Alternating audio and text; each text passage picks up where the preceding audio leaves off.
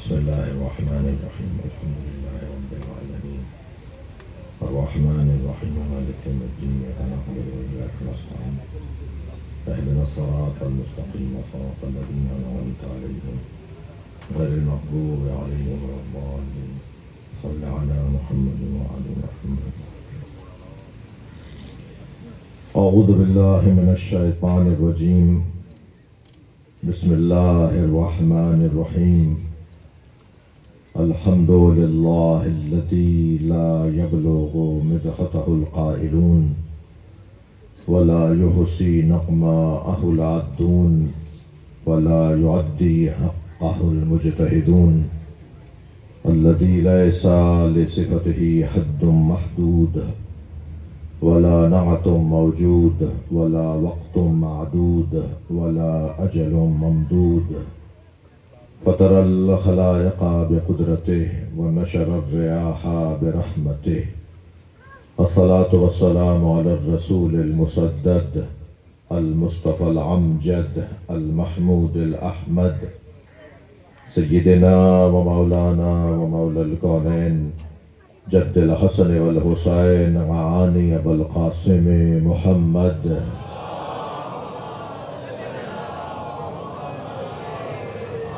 وآله الطيبين الطاهرين المعصومين الذين قال الله إنما يريد الله ليذهب عنكم الرجس أهل البيت ويطهركم تطهيرا.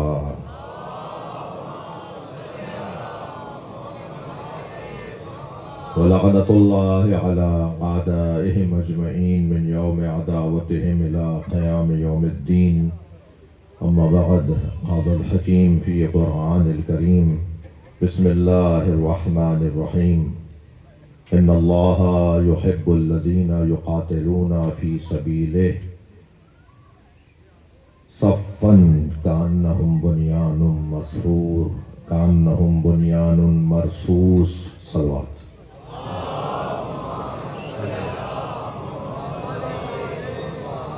اس سے بلند صلوات ہوتی ہے کرنا.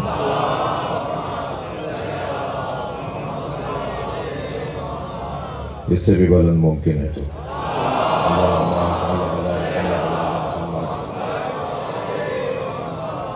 سورہ مبارکہ صف کی چوتھی آیت. ان اللہ یحب الذین یقاتلون فی سبیلہ صفا کأنہم بنیان مرصوص. اللہ ان لوگوں سے محبت کرتا ہے جو اس کی راہ میں سیسا پلائی ہوئی دیوار کی طرح کھڑے ہو جاتے ہیں. بھاگنے والوں سے اللہ پیار نہیں کرتا.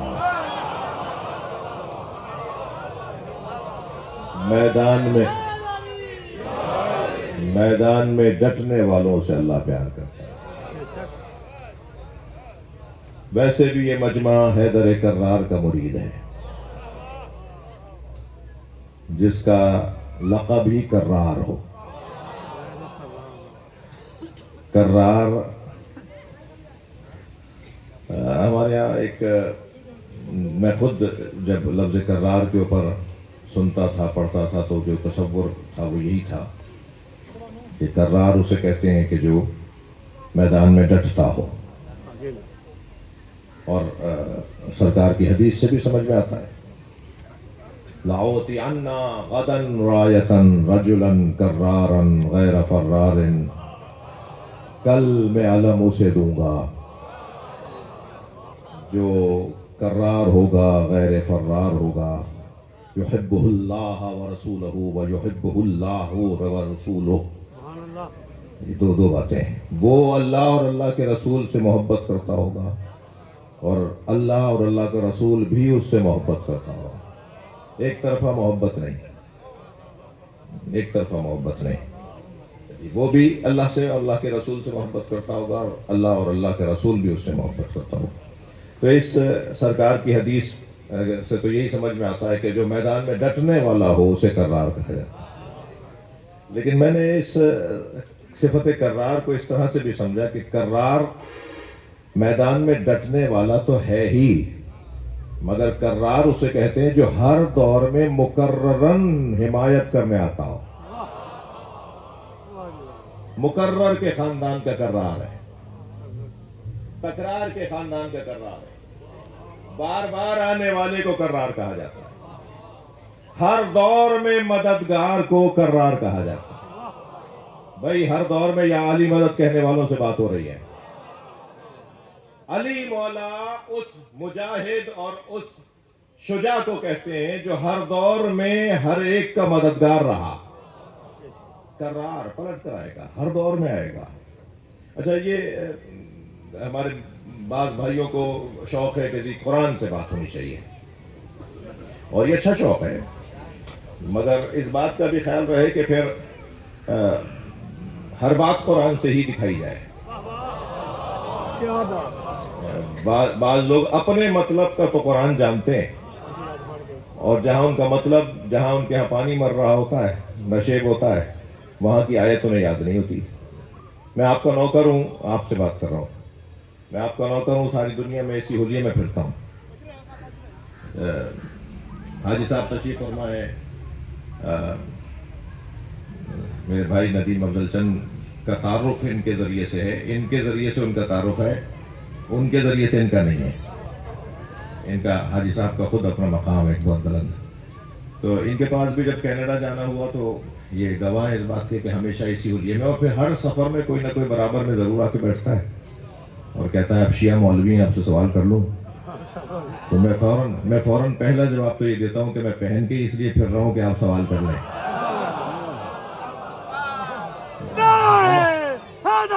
ہمارے بارے میں خود سے فیصلہ ہوتا ہے، مگر ہم سے نہیں پوچھتا. بھائی کالے کپڑے تو میں پہنتا ہوں نا، تو کالے کپڑے کیوں پہنتا ہوں اس کی دلیل تو میں دوں گا. جو کالے کپڑے پہنتے نہیں وہ کیا دلیل دیں گے؟ ہاتھ کھول کے نماز میں پڑھتا ہوں، سجدہ رکھ کے میں نماز پڑھتا ہوں، تو میں ہی دلیل دوں گا کہ میں یہ کیوں کر رہا ہوں. جو وہ کام انجام نہیں دے رہا وہ کیسے دلیل دے گا؟ اس کے تو کام نہیں ہے نا، اس کا موضوع نہیں ہے. تو ایسے ہی میں جو ہے وہ رہی ہمارے ڈیرہ غازی خان سے فلائٹ تھی کراچی کی، تو مجھے معلوم ہوا کہ وہ احتیاط چھوٹا جہاز تھا. معلوم ہوا فلاں مفتی صاحب بھی جہاز میں تشریف فرمائے. اسرائی کے علاقے کے ایک بڑے مفتی صاحب ہیں، میں ضرورت نہیں ہے نام ان کے لیے اور میرے لیے آزمائش نہ ہو جائے. تو معلوم ہوا جی وہ آگے والی ایک سیٹ کے اوپر تشریف فرمائے. ہم نے کہا بھائی ایسا ممکن ہے کہ اگر سیٹ میری سیٹ پہ کوئی اور آ جائے میں ان کے پاس چلا جاؤں؟ یہ کچھ دیر کا سفر ہے، کچھ باتیں ہو جائیں گی. ابھی بھی میں رانا صاحب ہم آ رہے تھے تو نماز ہم نے کیونکہ لاہور میں وہاں نہیں پڑھی تھی، ننکانہ میں، تو رستے میں ہمیں نماز کا ٹائم ہوا تو میں نے کہا جی کسی سنی مسجد پہ روکو. یہ مسجدیں سنی اور شیعوں کی نہیں ہیں. یہ مینجمنٹ سنی اور شیعہ ہو سکتی ہے، مگر مسجد تو اللہ کا گھر ہے نا. ابھی کتنی عجیب بات ہے کہ یہ بریلویوں کی مسجد، وہ دیوبندیوں کی مسجد، وہ سلفیوں کی مسجد، وہ اہل حدیث کی مسجد، وہ شیعوں کی مسجد، اللہ کی کون سی ہے؟ اچھا حال کچھ آپ کا بھی رضی اللہ تعالیٰ عنہ نہیں ہے. وہ چغتائیوں کا امام بارگاہ، وہ بخاریوں کا امام بارگاہ، وہ کاظمیوں کا امام بارگاہ، حسین کا کون سا ہے؟ امام بارگاہوں میں حسین نہیں مل رہے اور مسجدوں میں اللہ نہیں مل رہا. کیا ہم نے خواہ مخواہ کی تقسیم کی ہوئی ہے، فضول کی تقسیم کی ہوئی ہے، اور خواہ مخواہ کا ڈر اپنے اوپر طاری کیا. مولانا وہاں یہ ایک جگہ ایسے ہی ہو رہا تھا، رستے میں ایک مسجد آئی تو ہم نے کہا روکو نماز کا ٹائم ہے. کہنے نہیں یہ تو وہ فلاں کی مسجد ہے، وہ جو تکفیری ہیں، وہ جو کافر کنارے لگاتے ہیں. میں نے کہا یہاں تو میں نماز بھی پڑھوں گا اور قرآن کا ایک سپارہ بھی پڑھوں گا، اور ہم نے پڑھا ایسا.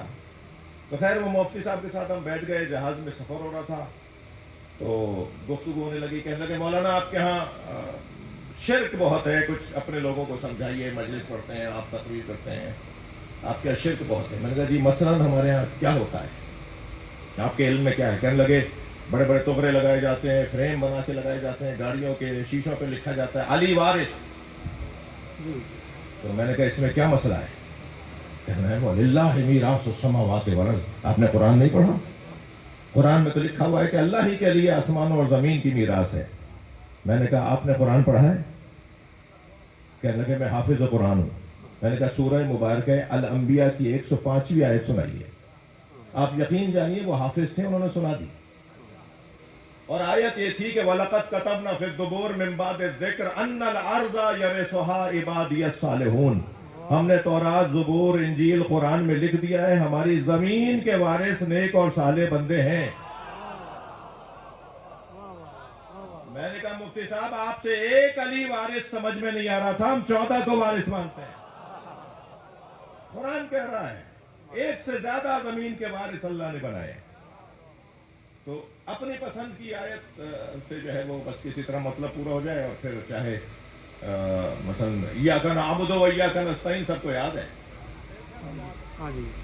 ہم تجھ ہی سے مدد مانگتے ہیں اور تیری ہی عبادت کرتے ہیں، یہ تو یاد ہے۔ یا علی مدد، یا حسین، یا رسول اللہ کہنے والوں کو روکتے ہوئے یہ آیت سنا دی جاتی ہے کہ ہم تجھ ہی سے مدد مانگتے ہیں اور تیری ہی عبادت کرتے ہیں۔ مگر قرآن مجید کی وہ آیت یاد نہیں رہتی کہ جس میں پروردگار عالم اپنے حبیب سے کہہ رہا ہے، اپنے نبی سے اللہ ارشاد فرما رہا ہے، قل رب ادخلنی مدخل صدق واخرجنی مخرج صدق، یا اللہ میرے حبیب مجھ سے مانگو، یا اللہ مجھے ہر کام میں سچائی کے ساتھ داخلہ عطا فرما اور سچائی کے ساتھ خارجہ عطا فرما، وجعلنی من لدنک سلطانا نصیرا، اور مجھے اپنی طرف سے ایک مضبوط مددگار عطا فرما۔ اللہ تو اپنے حبیب سے کہہ رہا ہے کہ مجھ سے مددگار مانگو۔ تو قرآن میں الحمدللہ میرا سنی بھائی بھی اپنے مطلب کی آیت سنا دے گا، اور میں شیعہ بھی کچھ کم نہیں ہوں۔ ٹھیک ہے، قرآن مجید ایک لفظ قرآن میں، ایک آیت قرآن میں آئی ہے، اور وہ آیت یہ ہے کہ وَأَيَّدْنَاهُ بِرُوحِ الْقُدُسِ، ہم نے انبیاء کو حضرت عیسیٰ سے متعلق ہے، اور انبیاء کرام کے بارے میں وہ متعدد جگہ یہ آیت ہے، ہم نے انہیں روح القدس کے ذریعے سے مدد فراہم کی۔ مدد فراہم کرنے والا اللہ، روح القدس لیس بملکن، روح القدس فرشتہ نہیں ہے، روح القدس اللہ بھی نہیں ہے، روح القدس کے ذریعے سے اللہ نے نبیوں کو مدد فراہم کی ہے۔ اللہ نے جس کے ذریعے سے نبیوں کو مدد فراہم کی ہے اسی کو کرار کہتے ہیں۔ صلوات پڑھ لیں محمد و آل محمد۔ بھائی میں 1 گھنٹے تک قرآن اور حدیث سے یہ بات روشن کرتا رہوں گا، بہت چھوٹا سا طالب علم ہوں، کہ ہم جو مولا علی سے مدد مانگتے ہیں وہ قرآن کے مطابق بھی درست ہے، سرکار کے فرمان کے مطابق بھی درست ہے۔ یہ تو ہو گئی اکیڈمک گفتگو، مشاہدہ دکھا دوں؟ جو فجر کی نماز کے بعد قرآن پڑھتا ہوا شہید ہو جائے اور پوری دنیا کو اکیلا للکار رہا ہو، یہ علی کی مدد نہیں ہے تو کس کی ہے؟ صلوات پڑھ لیں محمد و آل محمد۔ وہ تو ہیں ہی وہ جو مولا عباس سے مدد مانگنے والے، وہ تو ہے ہی وہ جو مولا علی سے مدد مانگنے والے۔ اللہ کس سے پیار کرتا ہے؟ میرے عزیزو، 3 لوگوں کو تو یا علی مدد کہنے سے پہلے 6 مرتبہ سوچنا چاہیے۔ 3 لوگوں کو یا علی مدد کہنے سے پہلے 6 دفعہ سوچنا چاہیے۔ ایک بزدل کو، بزدل سے مولا علی کا کوئی تعلق نہیں ہے، بزدل اور علی والا یہ جملہ جڑتا ہی نہیں ہے۔ جنگ صفین میں میرے مولا اپنے لشکر سے خطاب فرما رہے ہیں، سنو یہ شام سے لشکر آیا ہے، یہ تمہارا دشمن نہیں ہے۔ مولا علی کا ایک چاہنے والا گھوڑے کی پشت پہ کھڑا ہو گیا تاکہ بلند ہو جائے مجمع میں اور مولا سے بات کر سکے۔ کہنے لگا مولا یہ ہمیں مارنے آئے، آپ فرما رہے ہیں ہمارے دشمن نہیں ہے۔ حضرت نے فرمایا یہ شام سے لشکر آیا ہے یہ تمہارا دشمن نہیں ہے، تمہارے اندر کا خوف تمہارا دشمن ہے۔ سب سے بڑی کمزوری کسی بھی انسان کی خوف زدہ ہونا ہے، ڈرپوک ہونا ہے۔ ایک سردار جی کا کلپ میں عامر بھائی سن رہا تھا، وہ فرما رہے تھے کہ میرا پوتا روزانہ اچھلتے کودتے آتے جاتے چھلانگیں لگاتے ہوئے آوازیں دیتا یا علی یا علی۔ تو میں نے اپنے پوتے سے پوچھا، سردار جی کہتے ہیں، میں نے اپنے پوتے سے پوچھا بیٹا یہ یا علی کے نعرے کیوں لگاتے ہو؟ کہنے لگا بابا جب یا علی کہتا ہوں میرے اندر طاقت آتی ہے۔ بھائی یہ حقیقت ہے، یہ حقیقت ہے۔ میں 2 گھنٹے تک اگر گلاب بیچنے والے کے دکے پر بیٹھ کر آؤں تو 6 گھنٹے تک میرے اندر سے گلاب کی خوشبو آتی ہے۔ ایسا ہی ہے یا نہیں؟ مرزا اسد اللہ غالب دہلی میں ایک محلے سے دوسرے محلے جا رہے تھے، تانگا روکا، پیسے طے کیے کہ کیا لوگے، آدھے رستے میں کہنے لگے تانگا روکو مجھے اترنا ہے۔ اس نے کہا جی وہ محلہ تو ابھی دور ہے جہاں کا آپ نے مجھ سے طے کیا ہے۔ کہنے لگے نہیں وہاں تک تو میری اردو خراب ہو جائے گی۔ آدمی جس ماحول میں رہتا ہے اس کا اثر لیتا ہے نا، آدمی جس ماحول میں رہتا ہے اس کا اثر لیتا ہے نا جی، ایسا ہی ہے نہیں۔ بزرگوں کو یاد ہوگا مفتی عنایت علی شاہ صاحب ملتان والے، وہ اصل تو شاید بکھر یا لیا کے تھے، تو میرے استاد، میں ان کی خدمت میں کچھ عرصے تک ان کی شاگردی میں رہا، کیونکہ وہ سرائیکی زبان بولتے تھے، اردو بھی سرائیکی لہجے میں بولتے تھے۔ تو کچھ مدت بعد میرے کچھ دوستوں نے کہا کہ آپ کی مادری زبان سرائیکی ہے، میں نے کہا نہیں، کہنے وہ تو آپ سرائیکی لہجے میں بات کرتے ہیں۔ پھر مجھے اندازہ ہوا کہ میں تو ان کی طرح لفظ بھی ان کی طرح موڑتا ہوں، آپ کو تو اچھی طرح یاد ہے۔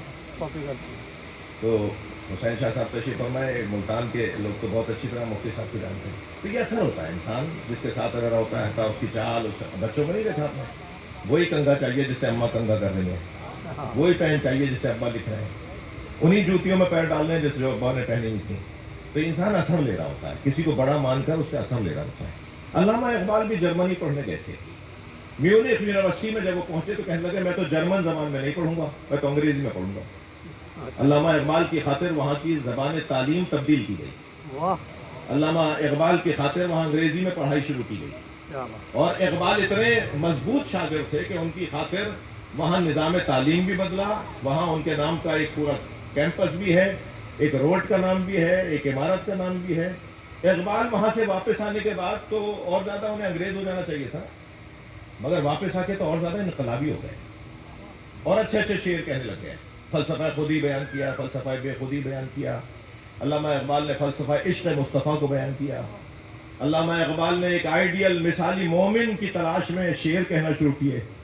اقبال نے جس مومن کی بات کی ہے نا، قرآن اس مومن کو علی کہتا ہے۔ آپ علامہ اقبال کے مومن کو ذرا تلاش کریں، علامہ اقبال نے جہاں جہاں مومن کی بات کی ہے وہ ساری صفات مولا علی کی ہیں، جو اقبال اپنے اشعار میں مومن کی صفات کو بیان کرتا ہے۔ کیا بات۔ واپس آنے کے بعد تو ان کا انداز کچھ طور طریقہ بدل جانا چاہیے تھا نا، مگر اقبال نے بتا دیا کہ اثر گزار اور ہوتے ہیں، اثر پذیر اور ہوتے ہیں۔ جو کمزور ہوتے ہیں وہ اثر پذیر ہوتے ہیں، جو مضبوط ہوتے ہیں وہ اثر گزار ہوتے ہیں۔ اثر قبول کرنا، ہم سب اس وقت ایک کیفیت میں ہیں، ہماری زندگیاں اثر پذیری اور اثر گزاری کی جنگ اور کیفیت اور کشمکش میں، کہیں ہم اثر لے رہے ہیں، کہیں اثر چھوڑ رہے ہیں۔ بس جس چیز میں ہم مضبوط ہیں اثر چھوڑتے ہیں، اور جس چیز میں ہم کمزور ہیں اثر لیتے ہیں۔ ہم سب اثر پذیر، اثر گزار ہیں۔ اقبال نے بھی بتا دیا، اور میرے اور آپ کی زندگیوں میں بھی کچھ ایسا ہے۔ اقبال نے تو یہ بات واضح کر دی کہ میں نے اثر کیوں قبول نہیں کیا انگریزوں کا، تو کہتے ہیں خیرہ نہ کر سکا مجھے جلوے دانش فرنگ۔ ہاں، یہ یورپ کا، یہ فرنگیوں کا، یہ انگریزوں کا جو ماحول تھا نا، اس سے میں متاثر نہیں ہوا، میری آنکھیں پھٹی کی پھٹی نہیں رہ گئیں۔ کہتے ہیں خیرہ نہ کر سکا مجھے جلوے دانش فرنگ، سرما ہے میری آنکھ کا خاک مدینہ و نجف۔ جس کے پاس مدینہ ہو، جس کے پاس نجف ہو، جس کے پاس کربلا ہو، وہ کسی سے کیا اثر لے گا؟ کربلا وہ واحد سرزمین ہے جو اثر گزار ہے۔ جو نہیں گئے ہیں اللہ انہیں کربلا لے جائے، جو گئے ہیں اللہ انہیں بار بار لے جائے، جو گئے ہیں وہ میری بات کی تصدیق کریں گے کہ وہاں جانے کے بعد ایسا لگتا ہے کہ جیسے ہم گئے اپنے گھر میں آ گئے، واپس آنے کا دل نہیں کر رہا ہوتا۔ زمین پر معراج کسی کیفیت ہوتی ہے، جیسے ہم معراج پر آئے گئے۔ اب جو 2 گھنٹے تک گلاب بیچنے والے کے دکے بیٹھے، دکان پر بیٹھے، ٹھیے پر بیٹھے، تو 4 گھنٹے تک اس کے اندر سے گلاب کی خوشبو آ رہی ہو، یہ کیسے ممکن ہے؟ کوئی 70 سال سے، کوئی 80 سال سے، کوئی 90 سال سے حسین حسین بول رہا ہے، اور اس کی زندگی میں حسینیت نہ ہو، اس کے کردار میں شجاعت نہ ہو۔ شیعہ اہل بیت کا چاہنے والا، محب علی، بزدل نہیں ہوتا۔ بزدل ہمارے یہاں کی لغت میں نہیں ہے، بزدلی سے ہمارا کوئی تعلق نہیں۔ دوسرا کمزور انسان، اس کا کوئی تعلق مولا علی سے نہیں ہے، وہ ہے کنجوس۔ کنجوس کا علی سے کوئی تعلق۔ बटन टूटे हुए हैं, पायचे फटे हुए हैं, कॉलर उधड़े हुए हैं, चप्पल 2 तरह की पहनी हुई है। कौन सा में ये कि नारंग मंडी के मार्केट के अंदर इनकी 6 दुकानें हैं। जो अपने ऊपर पैसा नहीं लगाता वो इमाम बारगाह पे क्या लगाएगा, वो मस्जिद पे क्या लगाएगा, वो किसी कौम के लिए, किसी गरीब के लिए, किसी मिस्कीन के लिए खर्चा क्यों करेगा। मौलाना खुम्स दे दिया तो बचेगा क्या, वो खुम्स है ही बचे हुए के ऊपर। और वो कह रहा है कि अगर मैंने यहाँ 1 लाख रुपए बचत हो गई थी, सारा खा कमा लिया, खूब अच्छी जिंदगी गुजार के 1 लाख बच गया था, इस पर मैंने खुम्स दे दिया तो बचेगा क्या। अरे भाई खुम्स तो 5वां हिस्सा है, तो चलो तुम 5वां तुम रख लो, बाकी तुम दे दो। मौलाना वो मौलवी हजरात के ऊपर, भाई तुम मौलवी हजरात को खुम्स दे क्यों रहे हो, तुम अपने खुम्स से खुद क्यों नहीं इस्तेमाल करते, अपने इलाके के मसाइल के ऊपर क्यों नहीं तवज्जो देते। अगर किसी पर एतबार नहीं है तो ये अच्छा वो खुम्स खा जाते हैं, तो तुम जो नहीं दे के खा रहे हो, जो खुम्स नहीं दे रहा वो भी तो खा रहा है, तो ये बहाने नहीं चलेंगे। अल्लाह के यहाँ अजीजान गिरामी तोला नहीं जाता। तो जो है सलवात पढ़ ले मोहम्मद वाले मोहम्मद, इससे बुलंद सलवात पढ़ लें। सबील की जरूरत भी है और एक और सबील भी जारी है इस वक्त, तो इससे बुलंद सलवात नबी की जात है और भी बुलंद पढ़ी जा सकती है।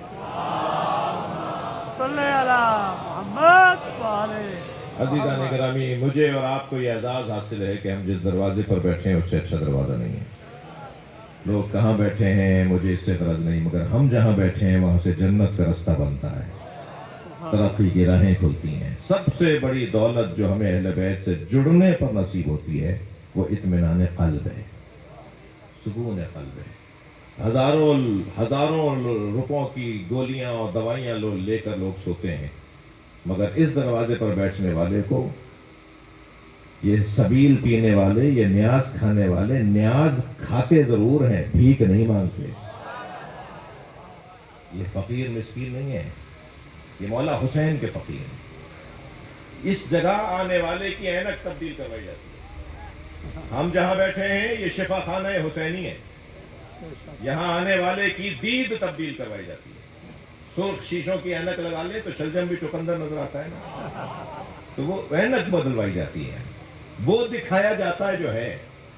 मैं एक जगह से गुजर रहा था, रास्ते में सांप बैठा था, मेरे बढ़ते हुए कदम रुक गए, मैं सोचने लगा मूजी है, हमला करेगा। दूर से खड़े लोगों ने देखकर मुझे कहा देखो मौलाना को बड़ी लंबी लंबी बातें करते हैं, सांप से डर रहे हैं।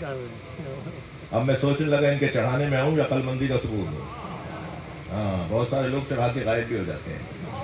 अभी मैं खड़ा सोच रहा था कि ये छोटा सा बच्चा मेरे बराबर में आया, कहने लगा मौलाना ये प्लास्टिक का सांप है। जैसे ही मुझे मालूम हुआ प्लास्टिक का सांप है तो मैंने उसी पर पैर रखा, उसे कुचलता हुआ चला गया। मालूम ये हुआ जब हकायक रोशन हो जाते हैं तो इक़दामात भी तब्दील हो जाते हैं। अगर थके नहीं है तो एक जुमला कह दूं, सारी दुनिया जिस यजीद से डर रही थी हुसैन उसकी हकीकत को जानते हैं।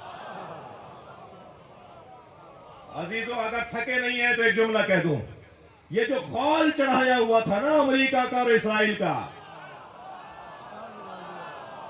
हुसैनियों ने वो नकाब नोच डाली। सलवात पढ़े मोहम्मद वाले मोहम्मद।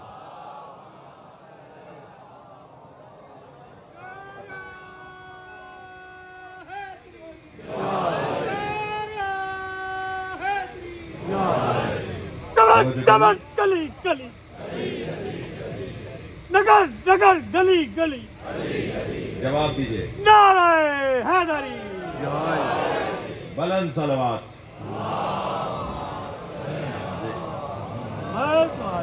हकायक जब रोशन हो जाते हैं तो इक़दामात भी तब्दील हो जाते हैं।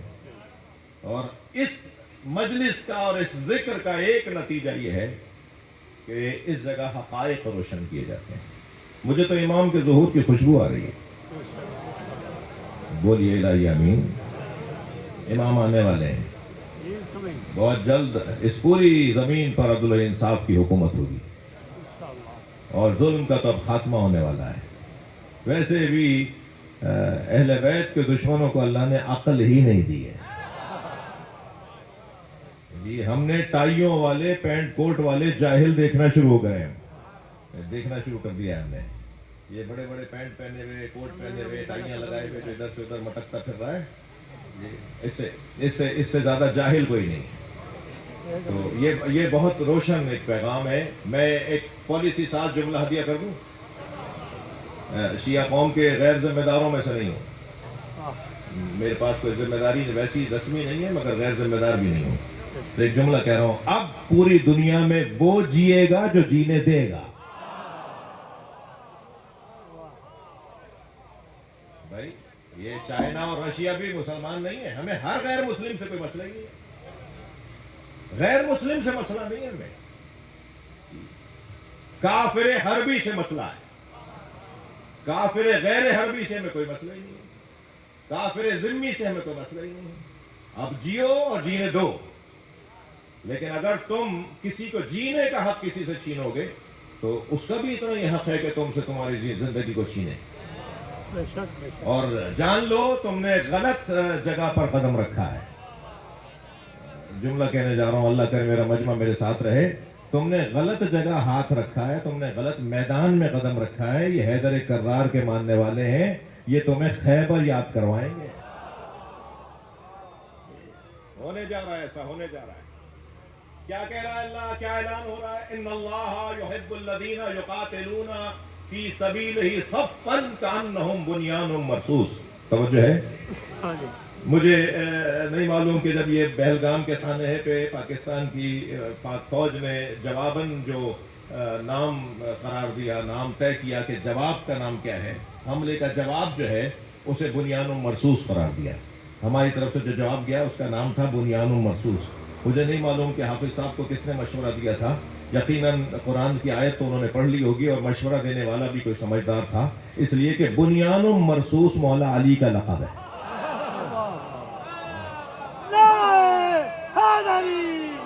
صلوات پڑھنے محمد و آل محمد.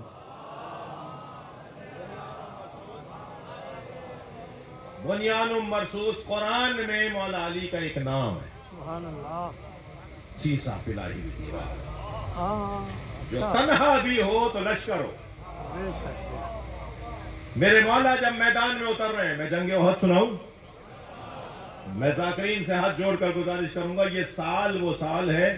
اس سال جب محرم میں آپ مجلس سے پڑھیں تو اس سال میں شجاعت کے قصے سنائیں, بہادری کے قصے سنائیں. بہت مدت کے بعد میں بانیان مجلس بھی تشریف فرما ہے اور امام بارگاہوں کے متولیان بھی تشریف فرما ہے اور سالانہ مجالس کے بانی بھی تشریف فرما ہے. کہا جاتا تھا کہ اب تک احد پڑھیں گے, کب تک خندق پڑھیں گے, کب تک خیبر پڑھیں گے. میں ان دوستوں سے کہہ رہا ہوں کہ اب ہمیں خندق اور خیبر ہی پڑھنا ہے. اس سال عشروں کا مضمون, اس سال مجالس کا عنوان خیبر اور خندق ہونا چاہیے. اور خیبر کا خندق, احد پڑھیں گے, بدر پڑھیں گے, احد پڑھیں گے, خیبر پڑھیں گے, خندق پڑھیں گے, بنی قریظہ پڑھیں گے, بنی مصطلق پڑھیں گے. یہ جتنی بھی اسلام کی تاریخ کے اندر سنہرے ابواب ہیں وہ پڑھیں گے. تو وہاں رکنے والوں کا ذکر بھی ہوگا, جانے والوں کا ذکر بھی ہوگا. اور جانے والوں کا ذکر اس لیے ہوگا کہ کون سی چیز تھی, کیا مسئلہ تھا جس کی وجہ سے نبی کے ہوتے ہوئے میدان چھوڑ جاؤ. وہ کمزوری کیا تھی؟ صلوات پڑھے محمد و آل محمد. اور وہ کسی کی تکلیف اور کسی کی دل آزاری کے لیے نہیں ہے. جب جنگ احد پڑھی جائے گی تو جنگ احد سے جانے والا کیوں گیا, وہ اس لیے بتایا جائے کہ خدا نخواستہ یہ بیماری ہم میں نہ آ جائے. کسی کی توہین کرنے کے لیے نہیں. وہ کمزوری کیا تھی, وہ سبب کیا تھا کہ کوئی میدان چھوڑ کے چلا جاتا ہے. ایک سبب بتا دوں, جب انسان نے اپنے ایمان پر اپنی دنیا کو ترجیح دی, وہ میدان چھوڑ گیا. بھائی کہاں جنگ احد اور خندق اور خیبر میں آپ کو لے گیا. آج لوگ ایک چائے کی پیالی پر اپنا ایمان بیچ رہے ہیں. وہ نہیں رہا ہمارے سامنے. یہ کوئی خفا نہیں ہو بھائی, کوئی خفا نہیں ہو. میں ایک جملہ کہنے جا رہا ہوں. ابھی مشی کے دور میں, ابھی چہلوں کے دور میں افسران کے ساتھ چائے کی پیالیوں پر ایمان نہیں بیچا جا رہا تھا. ہم مشی نہیں نکالیں گے, ہم جلوس نہیں نکالیں گے. کیوں کر رہے ہو ایسا؟ نہیں نکالو, گھر میں بیٹھ جاؤ. مگر پوری قوم کو کمزور کیوں کر رہے ہو؟ یہ مشی جو چہلم کے دن ہمارے یہاں نکالی جاتی ہے، یہ مشی پاکستان میں تشیع کے تعارف کا سبب بنا. کیا کر رہے ہو؟ نہیں کرنا چاہتے، تمہارے اندر ہمت نہیں ہے، تم دباؤ میں آ گئے ہو، فورتھ شیڈول میں ڈال دیے جاؤ گے. میں تو پریشان ہوں اس بات کے اوپر کہ یہ ایف آئی آر کون سا سیگا جس سے تم ڈرتے ہو؟ اگر مولا علی کی فضیلت پڑھنے پر، اگر مولا علی کے دشمن پر تبرہ کرنے پر ایف آئی آر کٹے تو اس ایف آئی آر کو ہار بنا کے گلے میں ڈالو، رجسٹرڈ مولائی ہو گئے ہو. ڈرنا کس بات کا ہے؟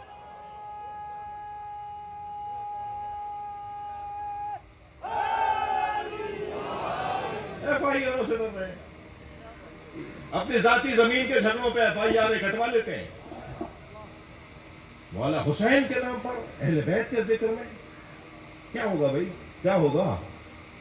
ہیپیٹائٹس بی میں مریں گے، سی میں مریں گے، ایکسیڈنٹ سے مریں گے، دیوار کے نیچے دب کے مریں گے. بہتر نہیں ہے کالے کپڑوں میں دم نکلے؟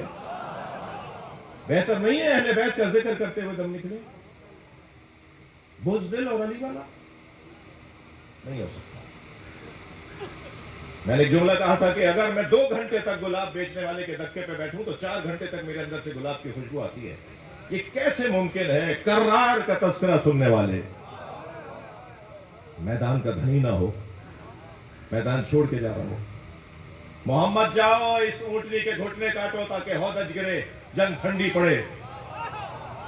اور میرے لال، اے میرے لال، قید قدمیک تدول الجبال ولا تدل، اپنے پیروں کو زمین میں ایسے گاڑنا کہ پہاڑ ہٹیں تم نہ ہٹو.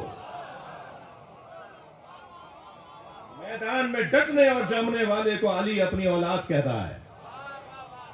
اے محمد حنفیہ، ایسے پیروں کو زمین میں گاڑنا. مومن سوکھے پتوں کی طرح نہیں ہوتا کہ ہوا چلی تو وہاں جا پڑا، وہاں سے رخ بدلا ہوا نے تو یہاں پڑا. روزانہ در بدلنے والا، روزانہ گھر بدلنے والا، روزانہ عقیدہ بدلنے والا مومن نہیں ہوتا.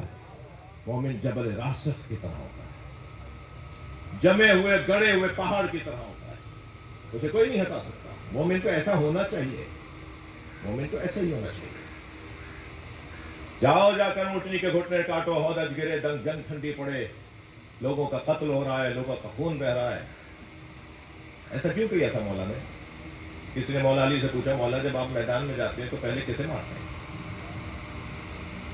سواروں کو، پیادہ کو، لوہا پہنے ہوئے لوگوں کو، جس کے ہاتھ میں تلوار ہوتی ہے اسے آپ پہلے کسے مارتے ہیں؟ آپ کے مطمع نظر پہلے کون ہوتا ہے آپ کا دشمن؟ دشمن تو سارے ہیں جو آپ سے لڑنے ہیں، آپ پہلے کسے مارتے ہیں؟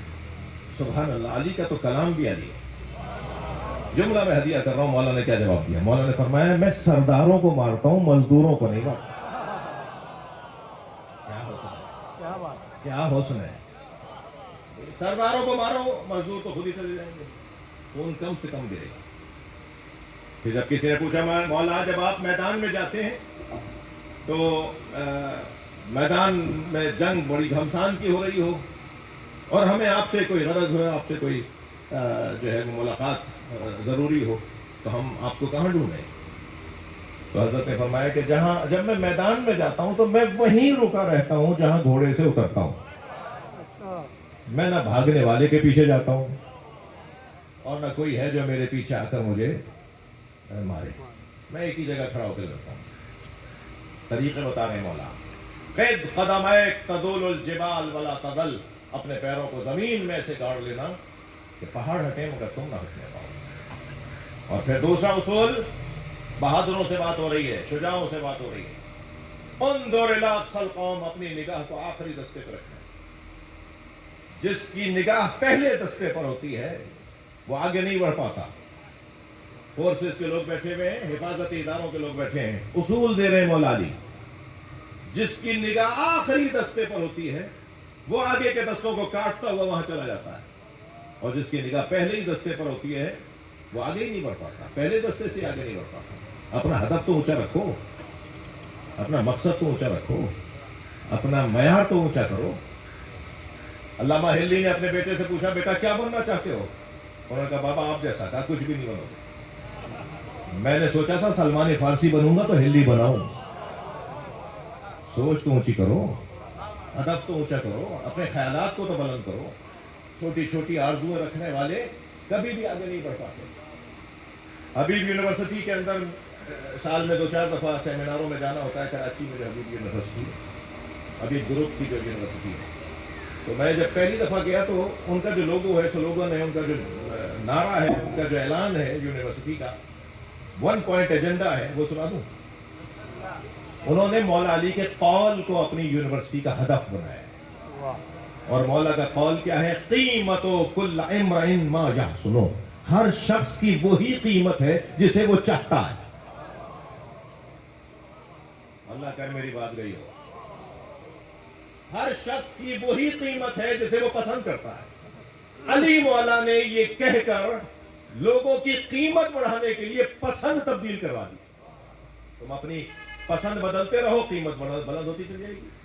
اپنی پسند کو اونچا کرو, اپنی خواہش کو اونچا کرو, تمہاری قیمت بڑھتی چلی جائے گی. کیا ہے ہماری پسند؟ بھائی اللہ نے مکھی مچھر بغیر ہدف کے نہیں بنائے. ہر شخص کا ہدف اس کی قیمت ہے. پھر جملہ تکرار کروں, ہر شخص کی زندگی کا مقصد اس کی قیمت ہے. ہم میں سے ہر ایک کی قیمت علیحدہ اس لیے ہوگی کہ ہم سب کا مقصد علیحدہ ہے. کیا ہے مقصد ہمارا؟ وہی ہماری قیمت ہے. کیا ہے قیمت ہماری؟ وہی ہمارا مقصد ہے. اللہ نے کسی چیز کو بھی بغیر مقصد کے, یعنی بغیر قیمت کے نہیں بنایا. یہ مکھی بھی بغیر قیمت کے, بغیر مقصد کے نہیں بنی. جب متوکل کی ناک پر بار بار مکھی آ کر بیٹھ رہی تھی اور بار بار وہ جھل رہا تھا, تو الجھ کر امام علی نقی کو دیکھ کر کہنے لگا یہ اللہ نے مکھی کیوں بنائی ہے؟ تو امام نے بے ساختہ فرمایا متکبروں کے غرور کو مٹانے کے لیے. اللہ نے مکھی اس لیے بنائی. حیدری اچھا, میں تو سمجھ رہا تھا آپ کے یہاں کسی کو نعرہ نہیں لگانا تھا.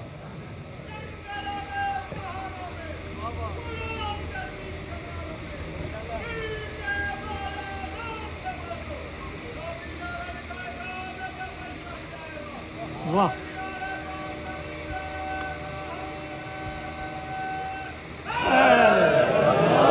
بہت شکریہ, بہت شکریہ. ہر شخص کی قیمت اس کا ہدف ہے اور اس کا ہدف ہی اس کی قیمت ہے. جب اللہ نے مچھر بغیر قیمت کے, مکھی بغیر قیمت کے نہیں بنائی, بغیر مقصد کے نہیں بنائی, تو مجھے اور آپ کو کیسے بنایا ہوگا؟ ہم بغیر مقصد کے نہیں بنے. تھک تو نہیں رہے میری بات پر؟ ہم بغیر مقصد کے نہیں بنے. ہمارا مقصد کیا ہے؟ ہماری قیمت کیا ہے؟ اب قیمت ہماری کون لگائے گا بھائی؟ قیمت ہماری وہی لگائے گا جس نے خود اپنی اچھی قیمت لگوائی ہو. تجارت کا نظام ہے, تجارت کا قانون ہے. مارکیٹ کے ریٹ وہی طے کرتا ہے جو مارکیٹ میں بڑا کاروباری ہوتا ہے, بڑا تاجر ہوتا ہے, وہی طے کرتا ہے مارکیٹ کے معاملات میں.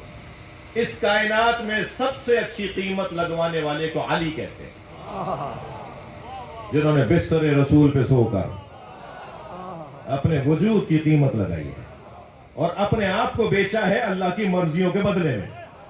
وَمِنَ النَّاسِ مَن يَشْرِي نَفْسَهُ ابْتِغَاءَ مَرْضَاتِ اللَّهِ وَاللَّهُ رَءُوفٌ بِالْعِبَادِ. مولا نے اپنے آپ کو اللہ کی مرضیوں کے بدلے میں بیچا ہے. تو سب سے اچھی قیمت مولا علی نے لگائی. مولا ہی سے پوچھتے ہیں مولا ہماری کیا قیمت ہے؟ تو مولا نے نہج البلاغہ میں پورا خطبہ دے ڈالا. حضرت نے فرمایا لا تبیعوها الا الجنہ, اپنے آپ کو جنت سے کم مت بیچنا. علی مولا نے ہماری قیمت لگائی ہے کم سے کم جنت. دوبارہ تکرار کر رہا ہوں, ہماری کم سے کم قیمت جنت ہے. آپ ٹھیلے پہ گئے ٹماٹر والے سے خریدنے کے لیے, کتنے کا ہے بھائی؟ 100 روپے کلو. بھائی 80 روپے کا دے دو. نہیں 90 کلو میری خرید ہے, میں اس سے کم تو بیچ نہیں سکتا, 10 روپے تو کلو پہ بچانے دو. تو وہ 1 روپیہ 91 92 میں کہے گا بھائی اس سے کم مجھے پر کوئی فائدہ نہیں ہوگا, اس سے کم پہ میں بیچ ہی نہیں سکتا. کم سے کم قیمت علی مولا نے ہماری جنت لگائی ہے, زیادہ سے زیادہ نہیں. لہذا سورہ مبارکہ زمر میں ایک حسین آیت ہے, وَسِيقَ الَّذِينَ اتَّقَوْا رَبَّهُمْ إِلَى الْجَنَّةِ زُمَرًا. جنت میں فرشتے متقیوں کو دھکا دے دے کے لے جا رہے ہوں گے اور وہ جانے کو تیار نہیں ہوں گے. تو کچھ لوگ ہوں گے جو جنت میں جانا چاہتے ہوں گے. بھائی فرشتے جنت میں دھکا دے کے لے جا رہے ہوں گے, قرآن ہے یہ. وَسِيقَ الَّذِينَ اتَّقَوْا رَبَّهُمْ إِلَى الْجَنَّةِ زُمَرًا. صاحبان تقویٰ کو فرشتے دھکا دے کے جنت میں لے جا رہے ہوں گے. لوگ پوچھیں گے کون ہے جو جنت میں لے جا رہے ہیں؟ ہمیں تو لے جا نہیں رہے ہو, ہم جانا چاہتے ہیں, ہمیں لے جا نہیں رہے ہو. جنہیں لے جا رہے ہو وہ جانا نہیں چاہتے. یہ ہے کون؟ کم سے کم یہ بات یہاں روشن ہو رہی ہے کہ وہ جو جنت میں نہیں جانا چاہ رہے انہوں نے یہ اعلان کر دیا اپنے عمل سے کہ یہ کم قیمت لگی ہے. یہی ہوتا ہے نا بھائی، نہیں بیچوں گا اس سے کم، بھائی جنت میں نہیں جاؤں گا، مجھے تو اس سے زیادہ چاہیے. اور مولا نے فیصلہ کر دیا کہ جنت سے کم اپنا سودا نہ کرنا. اب اگر محشر میں کچھ لوگ جنت میں ہی نہیں جا رہے ہوں گے تو اس کا مطلب یہ ہے کہ وہ یہ اعلان کر رہے ہوں گے یہ قیمت ہماری کم لگی ہے. تو پوچھا جائے گا کون ہے یہ جو جنت میں نہیں جا رہے؟ اب آ جائے گا ہم حداث الحسین، یہ دنیا میں حسین حسین بولنے والے. یہ کہہ رہے ہیں ہمیں جنت سے پہلے حسین کا دیدار چاہیے.